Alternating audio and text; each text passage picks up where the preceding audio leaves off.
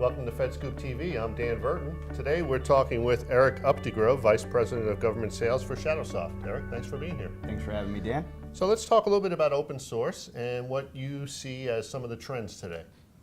So as far as how we look at what's trending in the world of open source, what's great about tracking those sorts of movements is, I'm going to use one of my engineers' terms, and he says that open sourcers are just scratching itches, so that they see a problem. If it is a big enough problem to warrant putting code to fixing said problem, then that's sort of the basis of the meritocracy that exists. So saying that, what we see trending right now is the containerization of application development, being that 3, 4, 5 years ago, the focus was creating these frameworks. So it was the focus, and a great amount of effort was put on the act of developing applications. Mm-hmm.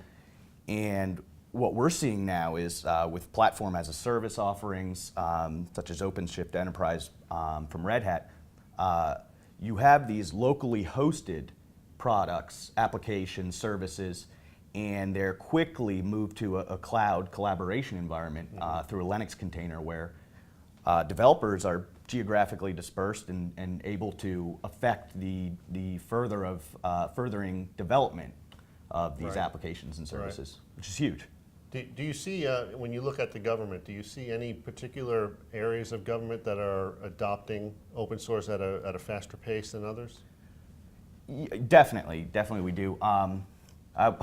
A bit tongue-in-cheek, but I'll single out a single agency, and I would say that the NSA has probably led or created a shining example of open source adoption. Now, these guys arguably are meeting and possibly exceeding their mission statement, but they're doing so through open source adoption. These sorts of big data analytics, unstructured data, rapid networking, and it's just too undefined for a proprietary off-the-shelf solution to just slap in there, and they would not be able to have the agility that they have quite publicly proven they have lately. Right, and that's interesting that you mentioned that, because if they're going to leverage open source for the type of work they do with all of that data. Mm-hmm. They have a vested interest in ensuring that open source remains secure, because it's their enterprise at that point. Absolutely. Yeah. Good point. I just wanted to throw that out there. That's a great point. So when you look at the government, whether it's NSA or other agencies that are using open source, are there lessons learned in the government that the private sector ought to be aware of, and vice versa? Are there things that the private sector is doing that maybe the government could learn something from? So, yeah, and surprisingly, the answer, or the advice I would give to the private sector is regarding open source is don't fear it, just quite simply. In terms of procurement, sometimes the simplest answer is not the right answer. And they're used to these proprietary solutions, which very commonly are able to package themselves as low cost, simple, when in fact and in actual practice they become rather convoluted. You have a training backlog for your users.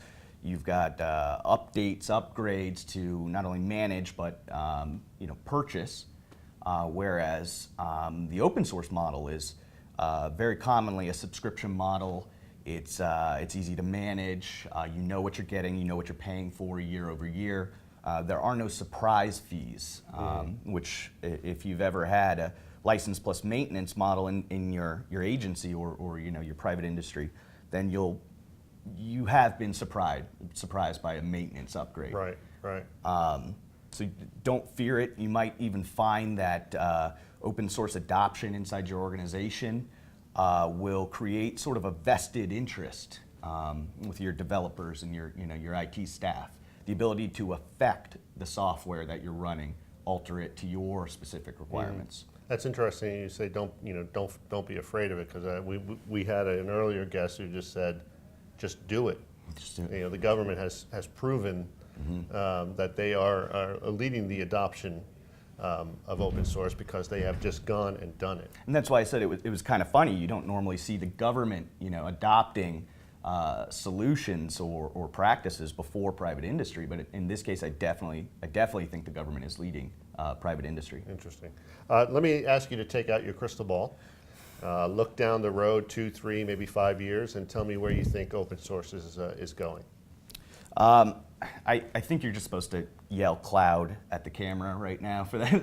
No, really, I see it expanding. I see it increasing its adoption rate in the next 3, 4, 5 years.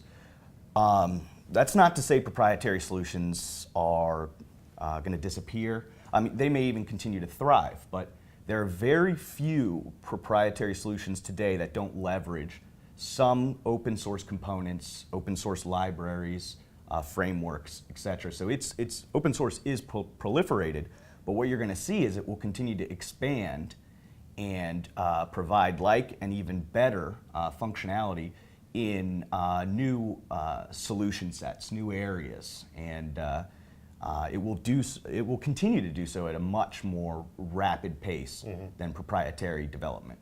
Great. Eric Updegrove of Shadowsoft, thanks so much for being here today. I appreciate it. Thanks for having me. This is FedScoopTV. I'm Dan Verton. Thanks for watching.